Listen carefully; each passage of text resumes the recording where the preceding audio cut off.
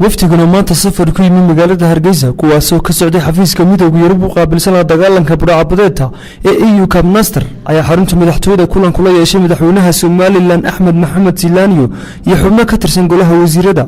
wasiirka arrimaha dibadda Maxamed Biixi Yunis ayaa kulankaasi kadib warbaahinta la hadlay waxaana uu sharaxay qodobada ay madaxweyne Silaaniyo iyo waftigana ay ka wada hadleen. waxaanu maanta halkan ugu sharaxnay sida weyn ee Somaliland ay u xidhibtirtay waxa la yiraahdo burcadbadeed aan waddankeenu lahayn dadaalkan xagga caalamka kaga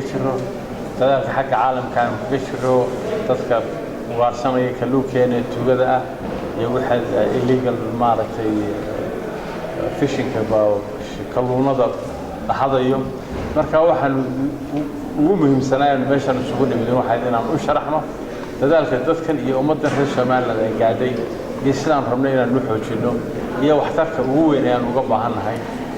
wasiirka arrimaha gudaha Ali Maxamed Waran Cadde ayaa sheegay in Somaliland ay horumar ka sameysay dhinaca ciidamada ilaalada xeebaha. horumarka Somaliland ay ka gaadhay dhinaca nabadgelyada iyo security-ga khaas ahaan dhinaca ilaalinta burcadbadeedka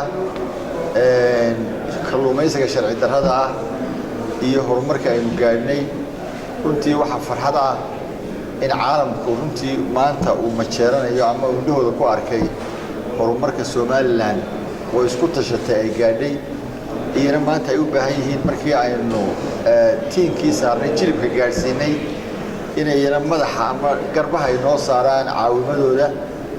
waxaan jeclahay inaan ka sheego Somaliland waxay aad uga horumartay xagga ciidamada Coast Guard-ka wiigii dhaweeyay waxaanu badda gelinay 12 markab oo kuwa dheereeya oo aan ugu talagalay inay dhammaan ka sifeeyaan ama ay soo qabtaan cid kasta oo sameynaysa illegal fishing ama kalluumaysi sharci darro ah ama noqon karta piracy. Mike Marcus oo hogaaminayay wafdigan ayaa ujeedada safarkoodani ku tilmaamay wuxuu go'aan noqoshada shaqada waaxda la dagaalanka burcadbadeedka ee midowga Yurub uga socota Somaliland.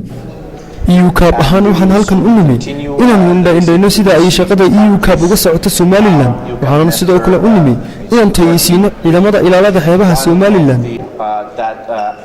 EU have other instruments. It is not up to me to dwell into that one because we are here only within areas that are the competence of CIVCOM. midowga Yurub ayaa muddooyinkii dambeeyay Somaliland kala shaqeynaya arrimaha xeebaha gaar ahaan la dagaalanka burcadbadeedka iyo tababaro ay siiyaan ciidamada ilaalada xeebaha iyo diyaarinta shuruucda badaha iyadoo sanadkan Somaliland laga furay xafiiska EU Cup. Khalid Xabsi, Kaltan TV.